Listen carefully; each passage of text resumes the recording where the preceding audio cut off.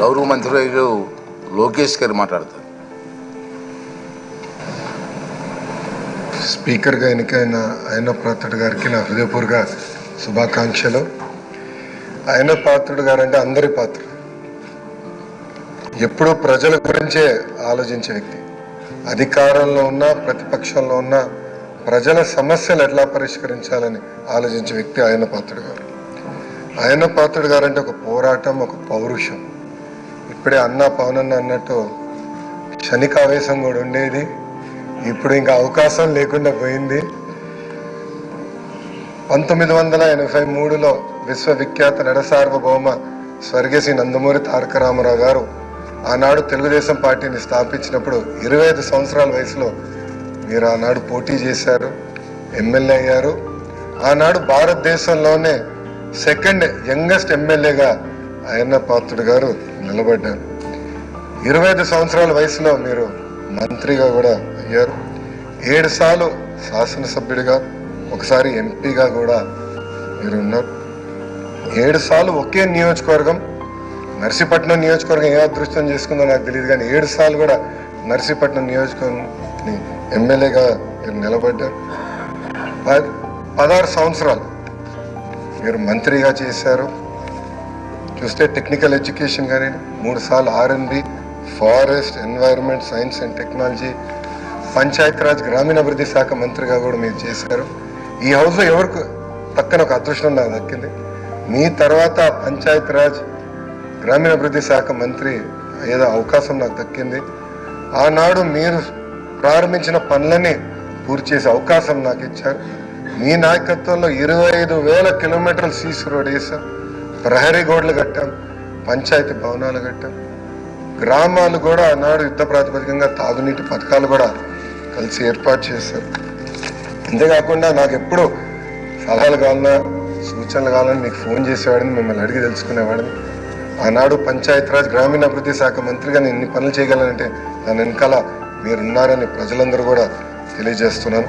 ఇంతేకాకుండా పెద్దలు గౌరవ ముఖ్యమంత్రి గారు చెప్పినట్లు ఆనాడు ఉత్తరాంధ్ర సుజల శాంతి ఇరిగేషన్ కోసం కూడా మీరు పెద్ద ఎత్తున పోరాడారు.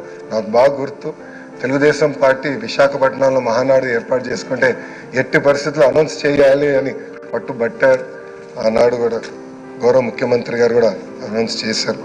అంతేకాకుండా పార్టీలో కూడా పాలిట్ బ్యూరో సభ్యుడిగా, సీనియర్ నాయకుడిగా నాకు ఎప్పుడూ గైడెన్స్ ఇస్తానే ఉన్నారు.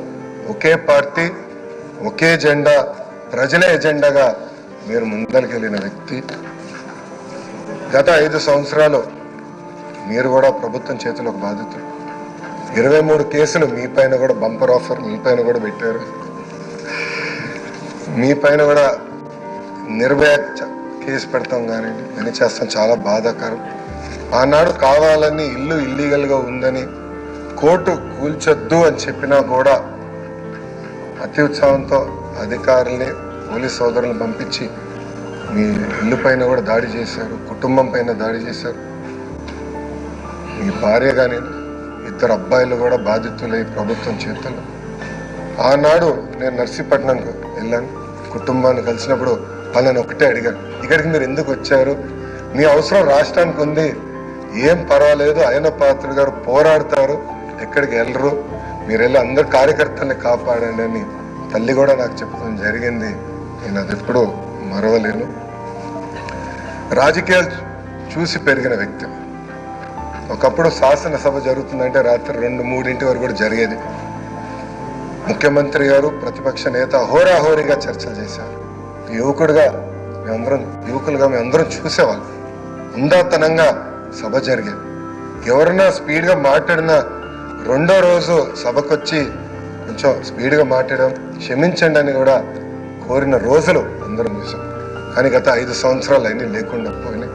ప్రజలు కూడా ఒక మాటలో చెప్పాలంటే శాసనసభని అసహించుకునే పరిస్థితి వచ్చింది.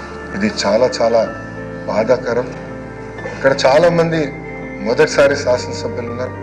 మీ నాయకత్వంలో నేర్చుకునేదానికి మేము హౌస్కి వచ్చాం. సభ సాంప్రదాయాలు ఏంటి, ఎలా ముందలు తీసుకెళ్ళనేది మీరు మమ్మల్ని అందరినీ గైడ్ చేయండి. యంగ్స్టర్స్గా గతంలో ఎట్లయితే సభ జరిగేదో, పెద్దలు ఎలా ఈ సభని నిర్వహించారో నేర్చుకోవాలన్న ఆలోచనతో మేమందరం ఇక్కడికి వచ్చాం. మీ ప్రోత్సాహం ఎప్పుడు మాకు ఉండాలని మిమ్మల్ని అందరినీ అధ్యక్ష వారిని నేను కోరుతున్నాను.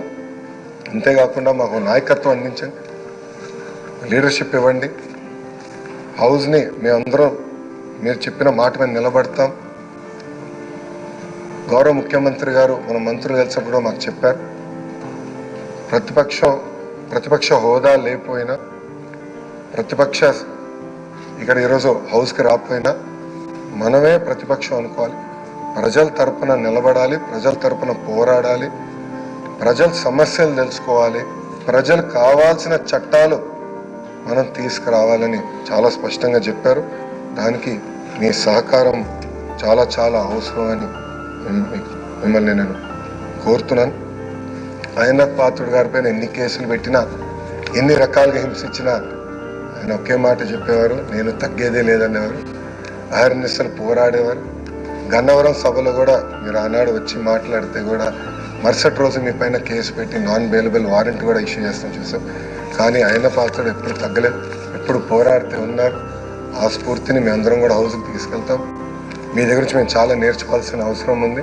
సో మా లాంటి యువకుల్ని ఈ హౌస్లో మీరు గైడ్ చేయాలని ఈ సభాముఖంగా కోరుకుంటూ నాకే అవకాశం ఇచ్చిన మీకు